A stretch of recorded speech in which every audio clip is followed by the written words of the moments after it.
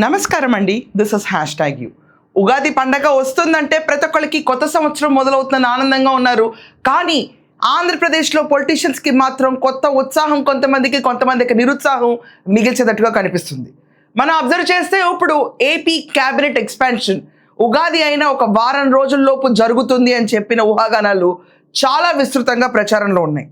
At the same time Chandrababu Naidu గారు నిన్న మనం చూసుకుంటే నారా లోకేష్ గారు, పయ్యావుల కేశవులు, అనిత వీళ్ళందరితో కూర్చుని అనగాని సత్యప్రసాద్ వీళ్ళందరితో కూర్చున్నప్పుడు 40 మంది ఎమ్మెల్యేల పైన అసంతృప్తి ఎక్స్ప్రెస్ చేశారు.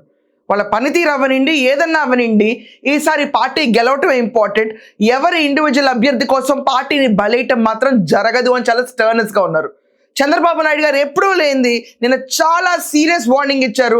40 మందిని ఇదివరకు పిలిచి మాట్లాడాను, దాంట్లో 15 మంది మాత్రమే సెటరేట్ అయ్యారు, మిగతా 25 మంది ఎక్కడా కూడా మారలేదు, ఇంకొకసారి పిలిచి మాట్లాడతాను, మారకపోతే అది నాతో వాళ్ళ ఫైనల్ మీటింగ్ అని కూడా చెప్పేశారు. మనం అబ్జర్వ్ చేస్తే 7 మంది పాత మంత్రులు ఉన్నారు.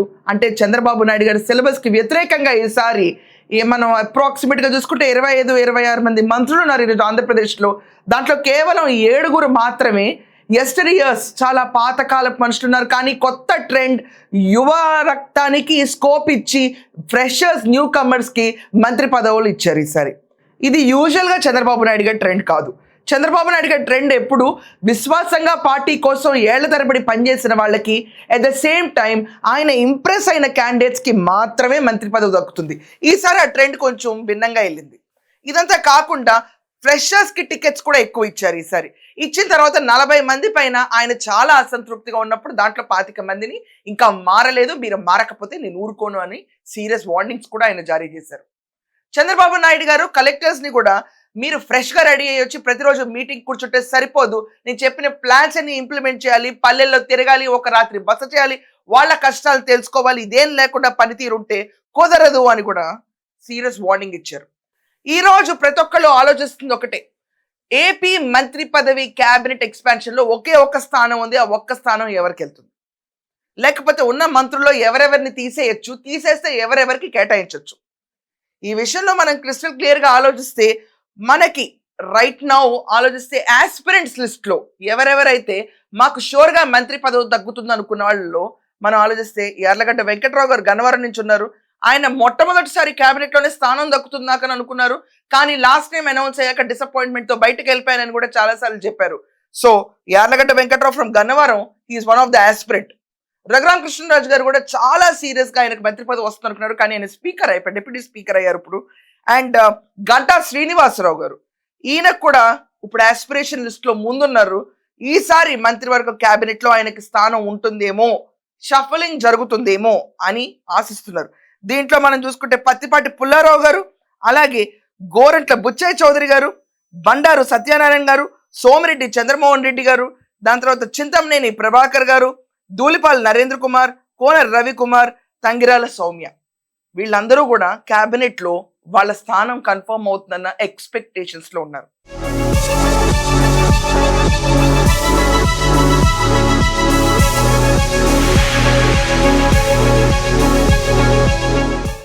కానీ ఒక రకంగా ఆలోచిస్తే స్థానిక ఎన్నికలు మనకి ఈ సంవత్సరంకి ఆల్మోస్ట్ ఎండింగ్లో వస్తున్నప్పుడు ఈ టైంలో చంద్రబాబు నాయుడు గారు మంత్రులనేది తీసి రిస్క్ తీసుకుంటారా? స్థానిక ఎన్నికల్లో గెలవటం చాలా ఇంపార్టెంట్ టీడీపీకి, కూటమికి. కానీ ఈ టైంలో ఇలాంటి తరుణంలో మనం అబ్జర్వ్ చేస్తే చంద్రబాబు నాయుడు గారు లిటరలీ రిస్క్ తీసుకుని వీళ్ళందరినీ షఫుల్ చేస్తారా? ఇదొక పెద్ద క్వశ్చన్.